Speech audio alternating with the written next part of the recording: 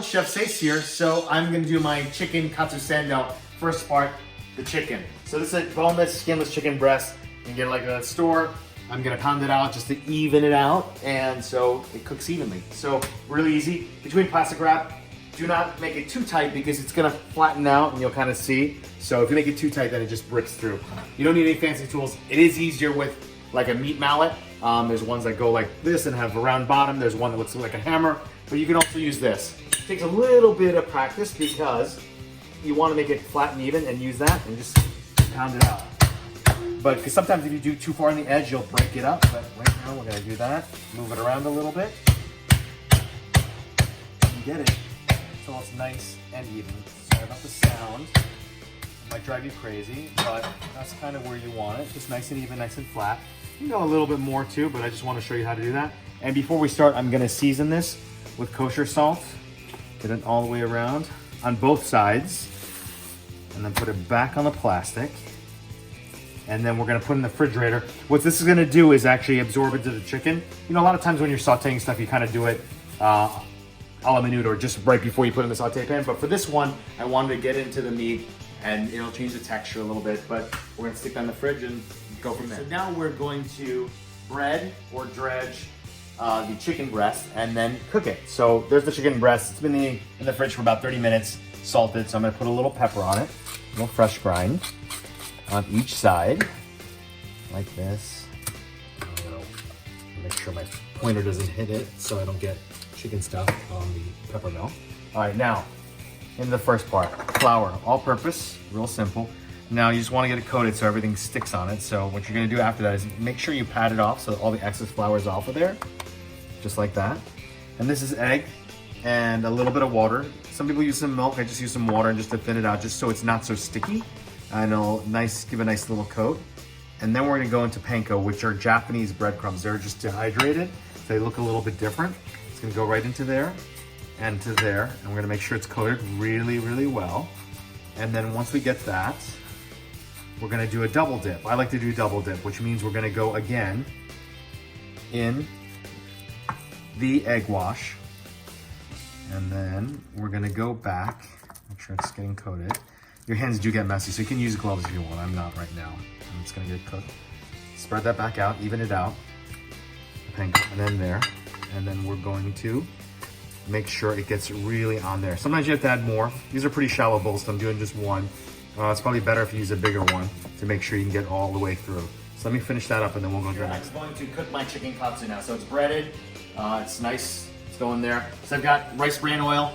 I feel like that's the best one. It's used for tempura, but I'm also gonna use it for the katsu. This is my trusty deep fry thermometer, candy thermometer. Looking to go 350 and it's ready. So we're gonna do that. And be careful when you put this in. So just shake the excess off and then we're gonna drop that in, just like that. And it's enough just to cover. And so that should be good. And we'll watch it cook and turn brown. So I have a skimmer to help pull it out as well. But I also have a fine one. So when you're doing a lot of deep frying, you want one of these to take out the excess breadcrumbs. Because what happens is they turn really dark brown or black and they'll color your oil. So you want to try to avoid that if you're doing a lot. Because there comes a point where you can't fry anymore and you kind of burn out the frying power. So I'm just going to do this a few times. So now you can see that it's going right there nicely. I turned down the heat a little bit. I'm going to check it, but it should be pretty good because you can see it's starting to brown out. Nothing to get the chicken even is so it cooks evenly through too. So the temp is dropped down because when you put anything into the oil that's colder or cool, it's going to obviously drop the temperature. So we're looking at that and making sure that it's going well. And the color's great. And so we're going to look at that. And I'm going to flip it over just once. You want to do minimal play with this. You don't want to mess around with it too much. So I flipped it over one more time and you can kind of see the color of the katsu right now. So that's looking really good. Now it's going to depend on the thickness, but it's about 1.5 to 2 minutes. If you really want it, it's fine to take an instant read thermometer with a tip to check it out. So please be careful when you're taking stuff out, especially too, anything's wet, that's why it pops. But this one, we're going to drain it out a little bit and I'm going to put it on a paper towel that's already on top of a rack. So I already have to have this ready. And as soon as it comes out, you're going to season it with salt because when it's hot, the salt will stick to it. When it gets cool, it'll bounce right off. So there we go. I'm gonna put a little salt on this side. And I use the rack because it gets a little air circulation underneath. Because if it's sitting right on top of something, even with a paper towel, that fat or the oil will reabsorb, so you don't want that to happen. So I'm gonna turn that down. But there we're gonna have the start of it, and I'll put it together. Now I'm gonna put together my chicken Katsu Sando. It's spicy, by the way. So here we have the shokupan, which is Japanese bread. Similar to Pullman, but it's a little softer, and we're gonna put some softened butter. Now the butter here is because it creates like a layer, it's a barrier so the bread doesn't get soaked up. So I'm gonna go on both sides here and put that down right there, and creates a nice little barrier for that. Then I'm going to add a little bit of that spicy sauce that I made before earlier, like the Korean style, Japanese style sauce on that side. I'm gonna put the tonkatsu sauce or bulldog sauce and get that on there, and then spread that around to make it nice and even. I'm gonna do that. And take some of that too, put that down. And then next, I am going to dress my cabbage with a little bit of lemon juice. This I took on the mandolin and made it a nice little shred. The acidity helps, it kind of breaks up the fattiness of everything. So just a little toss there, just to get it coated. And we're gonna put that on this side. And just like a spicy hot chicken sandwich, I'm also gonna add, I have these pickled cucumbers that I made on an earlier video, so you can check that out on YouTube. I slice these guys up. It's gonna give you a little crunch and a little acidity as well, because that really helps it, especially with fried food. It works so well. So we're gonna do that. Then we got the chicken. See, that's nice and juicy, nice and crispy. I'm gonna lay that right on top. And then I'll actually add a little bit more of the spicy sauce.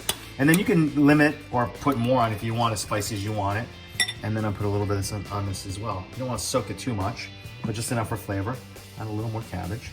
And then we're gonna put this on top, just like so. And then I'm gonna move all this stuff out of the way and cut it up. Now, there's other ways you can do it in squares. I'm gonna do it in thirds. I'm gonna take the sides off on one side and the other, flip it, even that out, just like that. You have some of those pieces, wipe your knife off.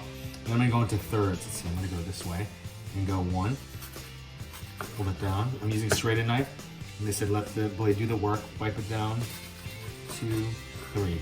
Perfect like that. Now, we're gonna open that up, just like that. You got that nice layer, 1, 2, 3. And then I'm gonna put it on my plate, just put the knife underneath it, and slide it onto this plate. And on this plate, I already have my chips plated, which is a seaweed and salt potato chip from Calbee, which works real well. Kabi, if you wanna say it in Japanese style. And there you are, spicy chicken Katsu Sando.